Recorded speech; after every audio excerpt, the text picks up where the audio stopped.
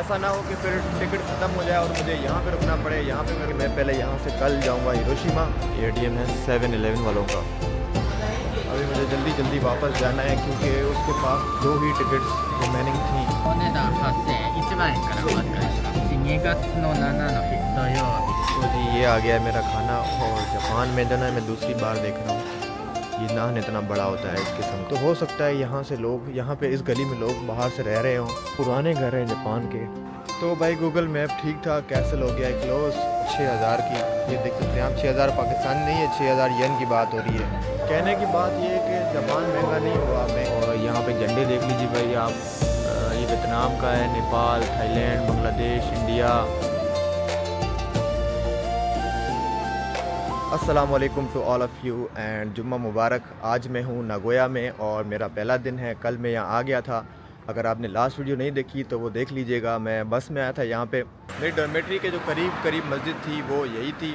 अच्छा, तो आज का प्रोग्राम ये है कि मैंने सबसे पहले तो खाना ढूंढना है। अच्छा, उसके बाद मैंने कुछ जगह यहाँ की घूमनी है और मुझे आज ही के दिन रात से पहले ये कवर करनी है क्योंकि कल मैंने निकलना है हिरोशिमा के लिए। अच्छा, मैं रह कहाँ पे रहा हूँ वो मैं आपको इस वीडियो के एंड में दिखा दूँगा। मैंने यहाँ पे हॉस्टल बुक किया था, जो मैंने आपको फर्स्ट सेकंड वीडियो में बताया भी था कि मैंने सेम हॉस्टल ही बुक किया। ये हॉस्टल मुझे फ़र्स्ट वाले जितना चीप तो नहीं मिला, लेकिन ठीक है। ये सिटी मुझे टोक्यो से डिफरेंट लगी। और वैसे तो जापान पूरा ही क्लीन है, ये भी सिटी अच्छी है, क्लीन है। सबसे पहले तो मैंने जाके करानी है टिकट हिरोशिमा की, क्योंकि रात मैंने ऑनलाइन चेक की तो ऑनलाइन सिर्फ 2 बसें थी जो जा रही थी हिरोशिमा और I think total 10 tickets left थी। एक बस थी इसमें 7, दूसरी में 3 टिकट्स। तो ऐसा ना हो कि फिर टिकट ख़त्म हो जाए और मुझे यहाँ पे रुकना पड़े। यहाँ पे मैं रुकना नहीं चाह रहा। तो सबसे पहले मुझे जाके टिकट ख़रीदनी है। मस्जिद से निकलते ही कुछ इस तरह का व्यू आपको दिखता है। ये रोड है जी, और यहाँ से सीधा रोड जाता है मस्जिद को।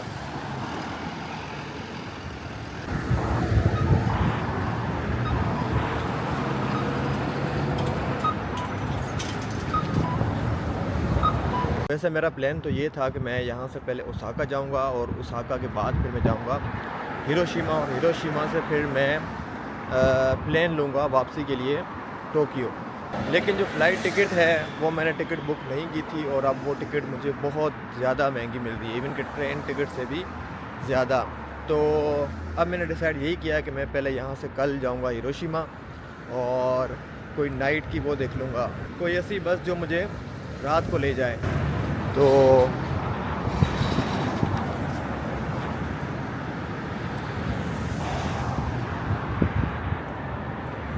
हिरोशिमा में मैं 2 डेज़ स्टे करूँगा। उसके बाद फिर जितने भी दिन हमारे रहेंगे रिमेनिंग वो फिर मैं स्टे करूँगा ओसाका में। तो भाई मैं गया था टिकट लेने और वहाँ पे मेरा कार्ड तो ठीक था, फिर उसने कहा कि हम यूनियन पे का कार्ड सपोर्ट नहीं करते। मेरा वीज़ा भी था लेकिन वो वीज़ा मेरा हॉस्टल में पड़ा हुआ है, तो यहाँ से मैं कैश विड्रॉ करने की कोशिश करता हूँ। ये एटीएम है 7-Eleven वालों का। देखते हैं कि ये पैसे देता है नहीं। पहले जो मैंने यूज़ किया था वो चाइना बैंक का था।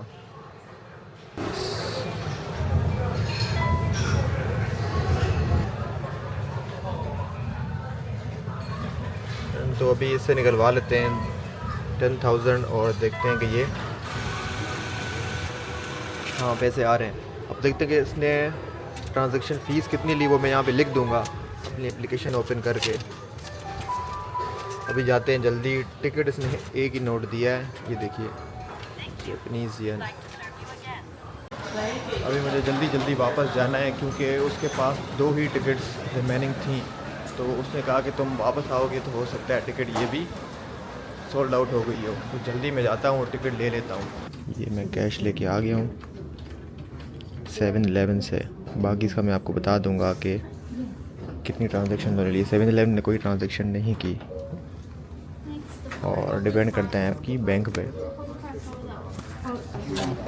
いらっしゃいませ。 ticket to Hiroshima. 広島、Yeah, we just tried this card. 2 Yeah.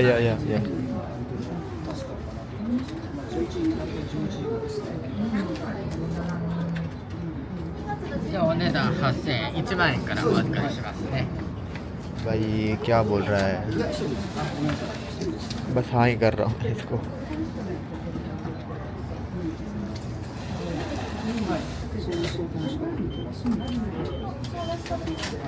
お釣り2000円のお返しと、 OK こ OK ちらですね、お日にち2月の7の日土曜日です。22時30分出発で名古屋駅から広島ステーション。ありがとうございま thank you した。 thank you. भाई बंदा तो पता नहीं क्या ही बोल रहा था, लेकिन टिकट मिल गई है मुझे, शुक्र है, वरना बहुत मसला हो जाता अगर मुझे ये टिकट नहीं मिलती। तो खैर अब मैं जाता हूँ, सबसे पहले मैंने खाना है खाना, उसके बाद फिर घूमता फिरता हूँ। कल रात को है मेरी टिकट। अब मुझे ये नहीं समझ में आ रहा कि मैं अगर कल रात की डॉर्मेट्री, क्योंकि डॉर्मेट्री मुझे ज़्यादा एक्सपेंसिव नहीं मिल रही, अगर मैं कल रात की करता भी हूँ तो कल रात को तो मैं यहाँ से निकलूँगा। तो खैर फिर देखते हैं, परसों की मैं करता हूँ और थोड़ी देर फिर स्टेशन पे ही वेट कर लेंगे, क्योंकि सुबह 8 बजे मुझे इसने परसों पहुँचाना है हिरोशिमा। तो देखते हैं जी चल के लिटिल बॉय को। लिटिल बॉय तो खैर नहीं होगा, उसकी बाकियात ही बची होंगी, वही देख लेंगे चल के। मेरी डॉर्मेट्री के करीब ही एक इंडियन रेस्टोरेंट है जिसका नाम है इंडियन रेस्टोरेंट मुगल प्लेस, ठीक है। उसका मेन्यू मैं आपको दिखा देता हूँ। तो यहाँ से आप ये मेन्यू देख सकते हैं, सब चीज़ों की प्राइसेस यहाँ पे मेंशन है। और ठीक है, ये रेस्टोरेंट अच्छा है, खाना है तो मैं आपको खाना भी दिखाता हूँ और बताता हूँ कि खाना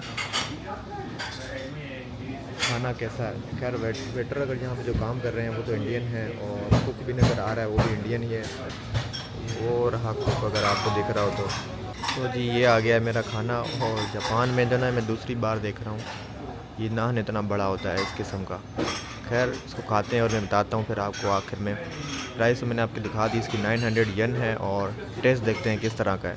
खाना मैंने खा लिया है, खाना तो बहुत अच्छा था। उसके साथ ही जो मैंगो शेक उन्होंने दिया है ये भी बहुत अच्छा है। अच्छा है रेस्टोरेंट, या तो इंडियन है या नेपाली या इंडियन और नेपाल मिक्स है, क्योंकि सॉन्ग से जो चल रहे हैं मुझे नहीं पता कौन सी लैंग्वेज है, लेकिन मेरे पीछे आपको ये झंडा दिख रहा होगा सामने, इंडिया और नेपाल दोनों का लगा हुआ है। कल रात जब मैं यहाँ पे आया था ना तो मैं चला गया था मैकडी, और वहाँ से मैंने कोई 4 बर्गर खाए, 180 येन का एक था, तो उन 4 से मेरा पेट नहीं भरा। खैर फिर रात को जाके मैंने स्नैक्स वगैरह खाए थे, क्योंकि रात को ये सब बंद थे।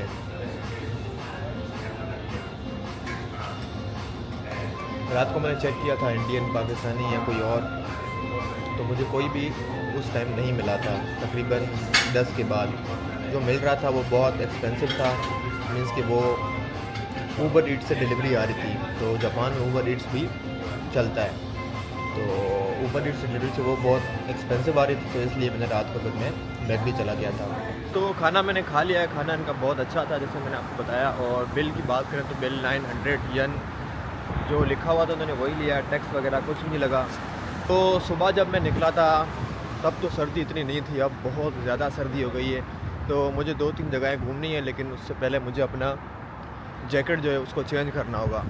जो जैकेट मैंने पहनी हुई है ये किसी काम की नहीं है, तो मुझे जाके जैकेट चेंज करना होगा, यहाँ तो डबल करना होगा, क्योंकि हवा यहाँ बहुत ज़्यादा, मौसम अचानक से ही जो है ना ठंडा हो गया है काफ़ी ज़्यादा। तो मैं जाता हूँ अपनी डॉर्मेट्री वापस और जैकेट पहनता हूँ। उसके बाद फिर 2-3 जगहें हैं वो घूमनी है। तो मैं आ गया हूँ, अपना सारा सामान जो मेरे पास था वो मैंने पहन लिया है, जैकेट, कैप, ग्लव्स सब कुछ मैंने पहन लिया। और अभी भी सर्दी यहाँ पे अच्छी खासी है। सुबह को तो सर्दी इतनी नहीं थी, खैर सर्दी अब हो गई है। तो मेरी जो पहली डेस्टिनेशन है वो है नागोया कैसल, और गूगल मैप्स के अकॉर्डिंग गूगल मैप्स बता रहा है कि कैसल 5 बजे बंद हो जाएगा। खैर चल के देखते हैं, बाहर से थोड़ा सा नज़र आ जाए तो ये भी बहुत हो जाएगा। मेरे पीछे जो है ये है नागोया स्टेशन, जहाँ पे मैं कल आया था, और फिर कल मेरी यहीं से ही टिकट है बस की हिरोशिमा के लिए। ये जी जापान नागोया की गलियाँ आप देख सकते हैं कितनी साफ़ हैं, कोई ट्रैफिक नहीं है, किसी ने गलत पार्किंग नहीं की हुई, कोई शोर शराबा कुछ भी नहीं है। ये देखें पार्किंग। मैं सोच रहा था हमारी कंट्री में भी तो ऐसा कुछ हो सकता है। हमारी कंट्री में अगर ऐसे वेंडिंग मशीनें लगा दें तो एक रात बड़ी, अगले दिन सुबह को वेंडिंग मशीन नज़र ही नहीं आनी, ऐसी जगह गुम हो जाएंगी कि फिर वो मिलेंगी ही नहीं। ये गली है नागोया की, गली तो बहुत साफ़ है। और मैं यहाँ पे देख रहा हूँ जो घर बने हुए हैं उनके साथ में एक रेस्टोरेंट भी है, और हर रेस्टोरेंट के बाहर किसी न किसी कंट्री का झंडा लगा हुआ है। पीछे मैंने देखा पुर्तगाल, इटली, जर्मनी। तो हो सकता है यहाँ से लोग, यहाँ पे इस गली में लोग बाहर से रह रहे हों, उन्होंने अपना रेस्टोरेंट्स भी ओपन किए हुए हैं, क्योंकि बहुत सारे फ्लैग्स मैंने देखे डिफरेंट कंट्रीज़ के। इसके अलावा ये देखिए, ये कुछ पुराने घर हैं जापान के। ये देखिए ना, ये पुराने घर लग रहे हैं। सफाई इनकी बहुत है, बहुत ज़्यादा सफाई है। आप ये चेक करें कि मेरा जूता, मुझे तीसरा चौथा दिन है, लेकिन मेरा जूता कहीं से भी ख़राब या उसमें कोई भी धूल मट्टी कुछ भी नहीं लगा, क्योंकि यहाँ पे धूल मट्टी है ही नहीं। थोड़े थोड़े फासले के बाद घर है ना उनके, उसके बाद फिर इस तरह की पार्किंग आ जाती है।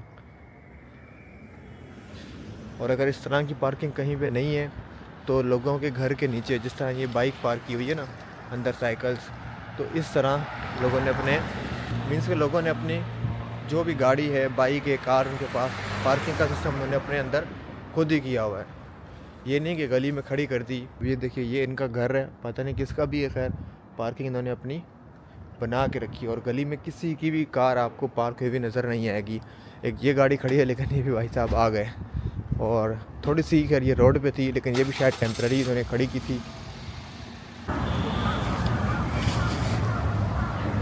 तो भाई गूगल मैप ठीक था, कैसल हो गया क्लोज, और बस बाहर से कैसल को देख लिया।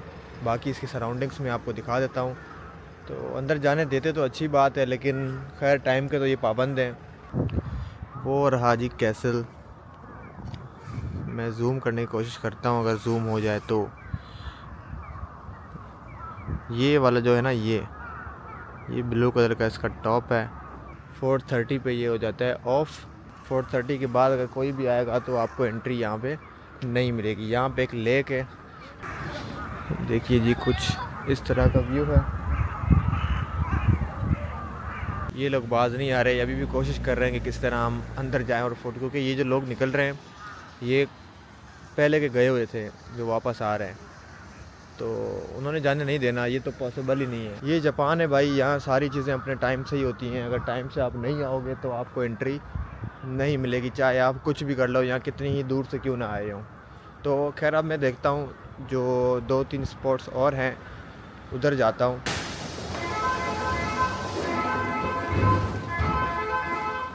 तो मैं जो आपको कार्ड बता रहा था ना, वो ये कार्ड था, ICOC है, ठीक है। तो इसमें मैंने 2000 येन रिचार्ज करवा लिया है। अब मुझे सिर्फ ये चीज़ चेक करनी है कि ये जब मैं एग्ज़िट करूँगा ये कार्ड काम करता है। अगर इस कार्ड ने काम नहीं किया तो फिर मसला हो जाएगा। खैर जब मैं इन हुआ तो इस कार्ड ने थोड़ा सा मसला किया, मैंने अपना फ़ोन को थोड़ा सा घुमाया तो फिर ये कार्ड गेट खुल गया। मीन्स के गेट तो खुला हुआ था, लेकिन वो रेड मार्क आ रहा था, मीन्स के आप नहीं कर सकते, तो आपका ये कार्ड काम नहीं कर रहा है। ये है टिकट का ऑप्शन, वो है कार्ड वाला। अब मैं अपना फ़ोन, ये देखिएगा, ये इसने एंटर किया और गेट खुल गया। अब मैंने अपना ट्राई करना है।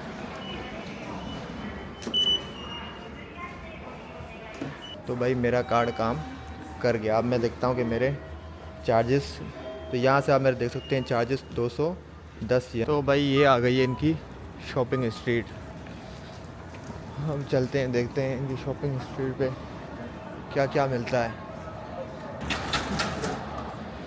हम आए तो लोगों ने दुकानें बंद करना शुरू कर दी हैं। खैर अभी तो टाइम तो पड़ा हुआ है। 50% ऑफ, 50% ऑफ।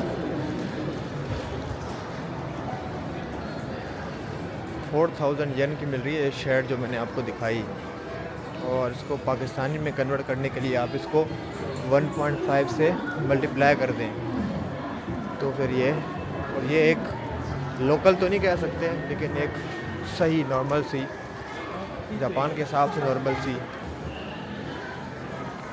ये जैकेट्स मिल रही है यहाँ पे 6000 की। ये देख सकते हैं आप, 6000 पाकिस्तानी नहीं है, 6000 येन की बात हो रही है। और कपड़ा तो इसका काफ़ी अच्छा है। इसकी दुकान चेक करें आप।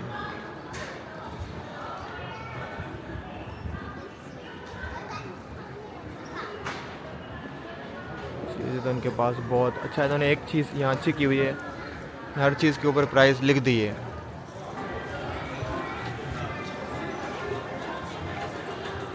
Japanese jeans 6900।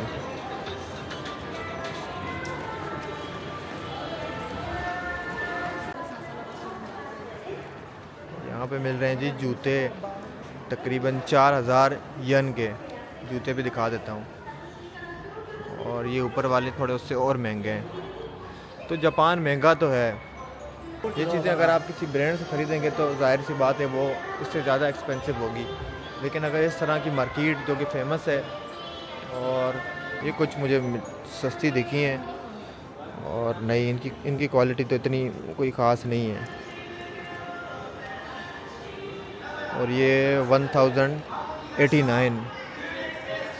तो इन जनरल देखा जाए तो जापान हर चीज़ के हिसाब से ही महंगा है, चाहे वो ट्रांसपोर्टेशन हो, चाहे वो होटल हो, और इसके अलावा अभी आपने कपड़े जूते भी देख लिए। जापान महंगा है, लेकिन एक और बात भी है जापान में कि जो जापान में काम करता है, जिसकी जॉब है, बिज़नेस है, कुछ भी है, तो उसकी अर्निंग भी फिर उस हिसाब से है। और दूसरा, हम अगर इनको पाकिस्तानी करेंसी से वो कर रहे हैं मल्टीप्लाई, तो हमारी करेंसी बहुत डिवैल्यू हुई हुई है, उससे करना तो अगर बनता ही नहीं है। लेकिन फिर भी मैं आपको करके बता ही रहा हूँ। ये एक शॉप आई है इलेक्ट्रॉनिक्स की, तो मैं यहाँ से आपको दिखा देता हूँ।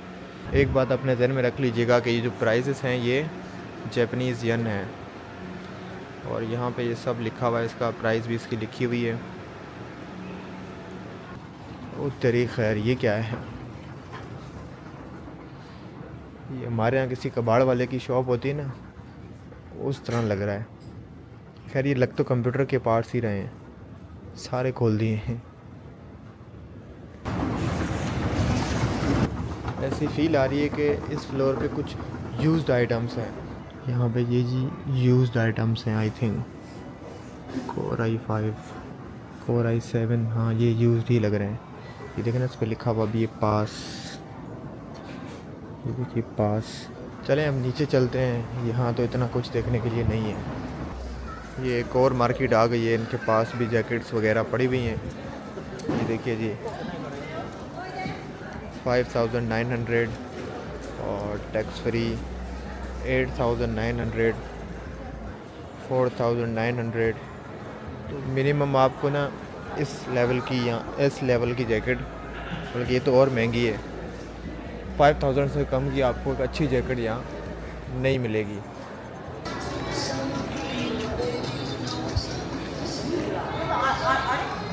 तो ये भाई एक शॉप है, यहाँ पे टैक्स फ्री इस पे लिखा हुआ है, और टैक्स फ्री आप देख लें। ये बैग तकरीबन 3000 येन का है, ठीक है, ये भी तकरीबन 3000 येन का है। ये जैकेट 8900, ये सेल में है जी 5900 की। कहने की बात ये है कि जापान महंगा नहीं हुआ, महंगी हमारी, बल्कि महंगी भी नहीं, डिवैल्यू हमारी करेंसी हुई है, क्योंकि हम पाकिस्तान से हैं। तो हम जाहिर सी बात है, जो भी हमें जो चीज़ इतने की मिलेगी उसको हम अपनी करेंसी में ही कन्वर्ट करेंगे। तो मेरी बात ये थी कि फॉर एग्ज़ाम्पल आज से एक चीज़ जो आज यहाँ पे 500 की मिल रही है, वो आई थिंक आज से 2-3 साल पहले की भी 500 या 400 की ही मिलती होगी। और अगर तब आप उसको पाकिस्तानी करेंसी से कन्वर्ट करते PKR में, तो वो इतने ना बनते जितने आज बन रहे हैं। आज बनेगी 1500, उस टाइम शायद 900 या फिर 1000 बनता होगा। तो हमारी करेंसी की डिवैल्यू बहुत हुई है, इसलिए जब हम बाहर किसी और कंट्री में आते हैं तो हमें हर चीज़ महंगी ही लगती है। एशियन फूड स्टोर, हलाल और कुछ चीज़ें हैं यहाँ पे, कुछ नहीं काफ़ी सारी चीज़ें हैं, लेकिन काफ़ी सारी इंडियन चीज़ें। तो मैं अंदर चल के अभी आपको दिखाता हूँ यहाँ पे कौन कौन सी नूडल्स भी हैं, या मैं आपको बाद में दिखाता हूँ।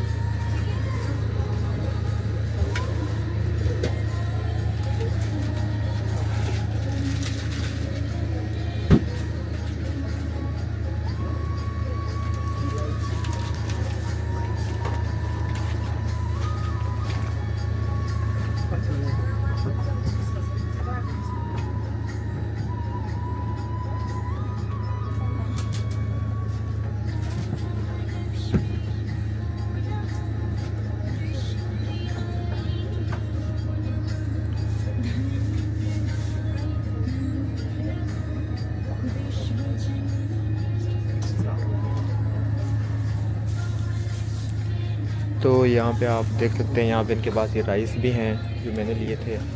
यहाँ इनकी प्राइस है 1150 1 kg वाले पैक, और ये 2 kg 1 kg 1150, 2 kg 2100। शुगर वगैरह, चने, ये देखिए ना, ये 5 kg वाले पैक भी इधर हैं।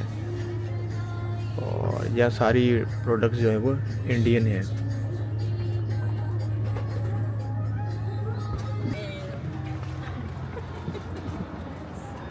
इसके अलावा यहाँ पे ये नूडल्स पड़ी हैं, लेकिन ये इंडोनेशियन नूडल्स है। और इसके अलावा ये सारी, ये चाइना में मिलती है, ये भी चाइना में मिलती है, और ये शायद ये कोरियन नूडल्स हैं शायद। उसके अलावा कुछ ये भी नूडल्स हैं। मुझे पाकिस्तानी कनौर नूडल्स कहीं भी नाम यहाँ मिली है, ना ही टोक्यो में। और यहाँ पे झंडे देख लीजिए भाई आप, ये वियतनाम का है, Nepal, Thailand, Bangladesh, India, Malaysia, Sri Lanka और इंडोनेशिया, पाकिस्तान, लाओस, ये कंबोडिया, ये सब पाकिस्तान और सब के लगे हुए। एशियन फूड स्टोर, 2 गेट होंगे, दूसरे गेट से एंटर होते ही आपको ये स्टोर मिल जाएगा, एशियन फूड स्टोर, हलाल। और कुछ चीज़ें हैं यहाँ पे, कुछ नहीं, काफ़ी सारी चीज़ें हैं। तो ये मार्केट थी, मार्केट तो बहुत बड़ी है, मैंने आपको दिखा दी। और अगर कोई आना चाहे तो मैं यहाँ नीचे इसकी लोकेशन और जो नियरेस्ट सबवे है उसका नाम भी मैं यहाँ पे लिख दूँगा। उसके अलावा मैंने ये किटकैट चॉकलेट ली है, ये मुझे कुछ मिली 300 कुछ येन की, और मैंने अपना वही कार्ड यूज़ किया जो मैंने आपको दिखाया था। इस कार्ड की अच्छी बात ये कि ये कार्ड हर जगह यूज़ हो सकता है, तो ये मेरे लिए अच्छी बात है। अब मैं डायरेक्ट पैसे इसी में ट्रांसफ़र करके इसी को यूज़ करूँगा, और स्पेशली सबवे के लिए तो ये बेस्ट है। तो स्टोर तो ये ठीक था, अच्छा स्टोर था, यहाँ पे चीज़ें काफ़ी काम की थी, लेकिन पाकिस्तानी प्रोडक्ट मुझे यहाँ पे कोई भी नहीं दिखा, कोई भी नहीं। इवन बिरयानी मसाला पड़ा हुआ था, वो भी इंडियन था, सारी प्रोडक्ट्स इंडियन ही थे। एक बात मैं यहाँ आपको बता दूँ कि जो भी प्रोडक्ट्स मिलते हैं ना पाकिस्तानी, वो पाकिस्तानी प्रोडक्ट पाकिस्तान से नहीं आए हुए होते। जो सामान मैंने लिया था टोक्यो से, और जो मैंने आपको पिछली वीडियो में दिखाया भी था, अब वो सामान जो था वो भी अच्छा था। वो खैर मैंने उसको टेस्ट तो नहीं किया, टेस्ट आगे जाके ही करूँगा जब मैंने खाना खुद बनाया तब। तो अगर उसको इससे कंपेयर करें तो प्राइस तकरीबन, अब मुझे 1000 के येन के पर केजी राइस मिले थे, यहाँ वो थे 1150 के, तो 150 येन का यहाँ पे फ़र्क था। हो सकता है यहाँ पे सिर्फ एक यही स्टोर हो, और मुझे लग भी यही रहा है कि यही होगा। खैर आगे की सिटीज़ में चल के देखेंगे, अगर वहाँ पे कोई हुआ तो आपको हम लाजमी में आपको दिखाऊंगा। अगर वहाँ पे कोई मिलता है हिरोशिमा में या ओसाका में तो खैर होगा, हिरोशिमा में भी चेक करेंगे।